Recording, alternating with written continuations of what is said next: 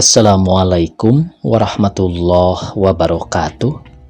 Pamirsa dina dangat ayeuna urang medar di Carepon tina majalah Campaka nomor 24 tahun 1860 genap.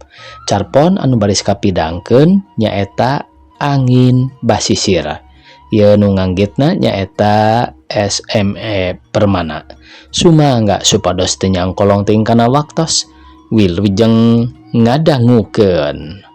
Geus 3 sore manehna katenjo diuk di basisir nyang hareup ngulon ngawaskeun surupna panon poe anu beureum ruhai. Cahyana nyaangan laut jiga getih umpal-umpalan. Lambak anu nyeblokan sukuna teu dirasa da jigana hatena keur malaweung jara rawuh paninengan. Padahal unggal wanci harita parahu matak lalucu tongkang pating soloyong nuju ka tengahing jaladre. Panon poe ngageleser asup ka beungeut laut nu atra ngan tinggal cahyana. Nyarah calan na ombak umpal-umpalan layar nu tadina nyengcelak bodas ayeuna mindah rupa diduru ku sinar layung ngagedur laut kahuru beureum koneng jiga pabaur pating arudat buuh matak hegar anu ningal. Tapi pikeun manehna nu jongjon na panglamunan teu ieuh nolih kana alam waktu harita, alam nu sanyana mere gambaran pinuh harepan. Cara harepanana kinalayan wanci harita geus tandang lunta muntasan sagara. Manehna can dukul keneh matana mun cereng lempeng nuju ka hiji gundukan batu karang palebah ombak pating sareak. Pulo nu kasebut si Angso Duo ingetanana baralik deui nubrukan hatena. Hate anu gudawang perih nyeri kumaha terek nyeri da didinya pisan leungitna nu jadi harepan. Pupujan kalebuh tengah lautan. Angin nu ngahiuk mawa ingetan kana angin nu kungsi malikeun parahu katut eusina. Ridwan pupujan hatena. Duh nu dianti bulan kamari tinggal bugangna manehna can dukul keneh. Padahal geus meh sareupna langit geus mimiti reureuh-reuk ngan palebah kulon katenjo masih pating arudat beureum jeung konengna mega paselang jeung indung peuting. Angin ngahiuk ti lamping gunung nyeriwik malipir pasir turun mapai-mapai keusik basisir. Nepi kanu keur can dekul katebak buukna awur-awuran nutupan beungeutna buukna nu meh satuur ukur dibengket ku tali sapatu urut bebeureuhna itung-itung ulah leungit teuing katineung cenah. Seperti sore kamari lamun geus dur wanci magrib sok hol bae budak ngora lalaki nyamperkeun nitah balik. Pok-pokanana sarua jeung kamari. Nijar mangga awak bisi kojo lah malam koa kitu nu kadenge teh basana basa dinya kieu ari maksudna mah. Nijar kunaon anjeun di dieu bae apan geus burit ieu teh. Eta si lalaki jigana mah lain urang dinya tulen da dina ngucapkeunana eta basa teh rada utag atog, tapi sanajan kitu kahareution awewe nu disebut Nijar teh sok cengkat hudang tuluy nuturkeun eta si budak ngora teh. Maranehna tara ngobrol atawa ngomong nulian nilik dedeg pangadegna nu disebut Nijar teh meureun kira-kira umur 17-an atawa 28 tahun. Paroman manis bangir ngan harita kawas-kawas carindul balas cerik jeung cerikan bebeureuhna nu kalebuh tengah lautan palebah pulo di Angso Duo. Eta si lalaki teu wanian ngajak ngobrol da paur cenah bisi tambah raheut manehna sakadar dititah ku indungna supaya mapageun mun si Nijar kaburitan ngan sakitu tugasna. Manehna teu wani ngaleuwihan tugasna cenah sok bisi terus narutus palias narajang alas. Bok bisi lain dina tempatna. Maklum atuh bari ngukur kana adat lembaga aturan hirup kurang dinya da beda cenah jeung di Sunda. Kasebut model adat karuhun henteu meunang samanea, tapi dina hiji sore indung si Nijar nyarita ka eta si lalaki kieu pok-pokanana mun basa urang teh mah. Yeuh cep ibu teh salempang nenjo si Anijar teh beuki lila beuki parna kasakitna buktina unggal-unggal sore kudu bae ka sisi laut jigana keke hatena ngait ka si jenat nu maot kaleboh di laut bulan kamari. Puguh atuh goranya cep kumaha rek kalaleban da budak sakitu bumelana keur sarua garegetna. Ibu nu salah teh mah lah palawur ibu mah bisi budak kateterusan cep. Si lalaki jadi milu sedih ngadenge si ibu nginghak cerik teh. Pok deui si ibu nyarita dumareuda. Cep, kieu ibu teh da ka encep mah geus teu asa-asa. Asa ka anak pituin. Najan encep kakara 3 bulan cicing di ibu. Si lalaki jadi penasaran naon nu rek diucapkeun ku si ibu satuluyna. Ibu masrahkeun ka encep kumaha carana supaya budak waras cara bihara-bihari deui. Ulah ngai teuing kanu leungit. Sakitu omongan si ibu teh karasa ku si lalaki yen manehna dipercaya sanajan kakara 3 bulan indekos di si ibu. Si lalaki sanyana mah asal ti Jawa bagian kulon kalawan tugas ti pamarentah daek teu daek kudu ngumbara ka Padang ngajar di SGA. Sorena Anijar geus candekul deui bae di basisir persis saperti kamari. Yang hareupan ombak laut netep palebah batu karang pinuh ku budah jiga kapas benang meteng. Teu kanyahoan deui ku manehna si lalaki geus aya tukangeunana padahal masih keneh caang jeung berang. Si Nijar semu kaget matana beureum geuneuk jiga ambek bari pokna. Mancaang tae kamai Sundana. Kunaon si laing los-los ka dieu ha? Nu ditanya ukur imut anggur gek biuk di geranana. Nijar ngisad diukna ngajauhan. Tuluy caricing taya nu ngomong. Geus lila pisan si lalaki mikir-mikir pi omongeun kakara muka carita. Ani. Si lalaki nyebutna Ani bae lain Anijar. Ieu kakak datang kalawan piwarang ibu. Pokna rada agak eugeuk keneh karagok. Nu diajak nyarita jiga aneh teu ngarti manehna melong tuluy ngomong. Baru dititah ku ibu aya naon? Nya Ani dipiwarang ngabaturan Ani.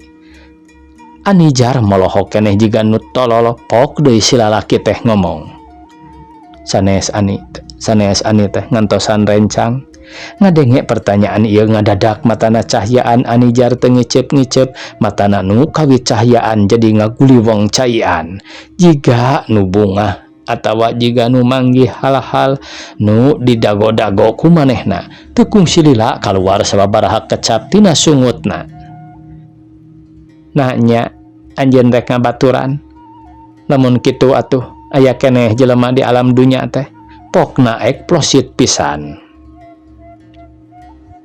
Nya Ani rea keneh jelema rea hiji di antara kuring ceuk si lalaki nandaskeun. Oh lamun kitu aya keneh tempat nyaritakeun beung berat hate. Aya keneh geuning aya keneh. Aya Ani aya apan aya keneh ibu keur tempat panyelindungan lahir batin Ani. Wah saha indung mah sarua jeung singa keur hate kuring mah. Geuning galak tandaning heman Ani ulah salah paham. Hemannya mana buktina pan iya kakak dipiwarang ku anjeuna ngabaturan Ani. Oh hemana teh kakara ayeuna nya ari geus kieu. Ani ujug-ujug seri si lalaki rada marmir sieun pokna deui. Lamun nya ti bareto heman moal nepi ka Kang Ridwan tinggal ngaranna. Ke Ani kumaha soal Ridwan teh? Coba kakak hayang terang pek carioskeun ka kakak. Si lalaki terang bener yen kasakit Anijar mangrupa kasakit jiwa anu asalna tina bang baluh batin lantaran mikiran kadeudeuhna anu terus ngalelep kana jero kasadaranana jiwana kateken ku kakerasan. Manehna butuh ku hiji jalma pikeun tempat nembongkeun rahasia kahirupanana teh. Nya kasempetan ieu ku si lalaki dipake bahan sugan ari geus kaluar mah naon-naon nu kateken ngalelep teh bisa waras. Teu kudu ditanyakeun saha sanyana Ridwan. Pokna sumanget pisan. Manehna kaasup hiji jalma nu geus ngeusian hate kuring. Manehna nu bisa nengtremkeun hate kuring. Sanajan manehna kaasup jalma teu boga. Manehna boga pakasaban nu saluyu jeung pakasaban bapa kuring. tukang ngalalawuk di laut. Tengah peting indung kuring tenya tujuan karena hubungan kuring jeung Ridwan. Jigana si indung boga toongan sejen ku Ridwan sorangan karasaeun yen manehna diapilainkeun mun kabeneran ulin ka imah kuring demi alesanana teu pira soal kakayaan. Tah eta kuring terujuk kana pilihan indung, soalna lain teu nurut ka kolot tapi minta kemerdekaan dina soal ieu mah. Soal milih sorangan nu sakirana hade cek mata hate, hade cek agama. Hate kuring duaan sarua pageuna mungkeut kadeudeuh, sarua beratna terek diidinan nu sejen ngayakeun intervensi jeung konfrontasi kana kadaulatan kamerdekaan kuring. Tali kuring, tali duriat ngan bisa pegat ku pati mungguh lahirna. Ninggal galagat kieu si indung bet jiga wangkelang anjeunna bet menta syarat kieu. Mun nya Ridwan hayang jadi salaki maneh kitu pokna geura cumponan hiji pamenta indung nyaeta Ridwan kudu mulangkeun kawirang indung ku lawuk 10 kambut dikeuneun ka calon pilihan indung teh. Dabongan harita indung geus kaluar omong nampa pamenta ti manehna. Kitu cenah nurutkeun adat pamenta, saha-sahana nu ngabedokeun kudu mawa lawuk kanu dibedokeun teh. Reakna teu tangtu kumaha gede kawirangna. Ridwan pahlawan laut teu mundur ku sakitu, teu riwan ku tanjakan. Ngala lawuk paranti hanas eta cenah 10 kambut asal daek soson-soson ngalana jeung daek ngumpulkeun. Nya dina hiji sore wancina sariak layung tongkang atanapi parahu cadia katut lampuna ku Ridwan geus disadiakeun pikeun mapag datangna peuting ngalalawuk keur nyumponan tanjakan teh. Meme soloyong mancal umpalan kungsi mulangkeun katineung heula. Leungeun kuring dicekel pageuh pisan bari pokna, "Ani, besok awak pulang. Japuiklah kambuik ikan tu." "Ani, enjing kakak wih. Papagkeun lawuk teh nya." Tepi ka dieu ani jar eureun teu laju caritana cerik terus bangun nyeri-nyeri teuing. Si lalaki oge ngilu cimataan lantaran terang jalana ieu carita yen Ridwan teu balik deui lantaran kalabuh di tengah laut. Isukna ngambang bugangna balik ngaranna wungkul, dua manusia kapaksa pegat duriatna sasat dipegatkeun ku syarat jieunan manusia keneh. Tapi nah nya cinta teh boga wates palebah patina. Salah sahiji eta dua manusia geuning henteu buktina ti mimiti sore isukna ani jar jeung eta si lalaki teu katenjo di basisir deui tapi duanana sok dariuk ditepas imah bari ngeusian hatena ku carita-carita anu anyar. Tamat cenah ieu pamirsa tina catetan di pangumbaraan. Sakitu anu tiasa kapihatur. Wassalamualaikum warahmatullahi wabarakatuh.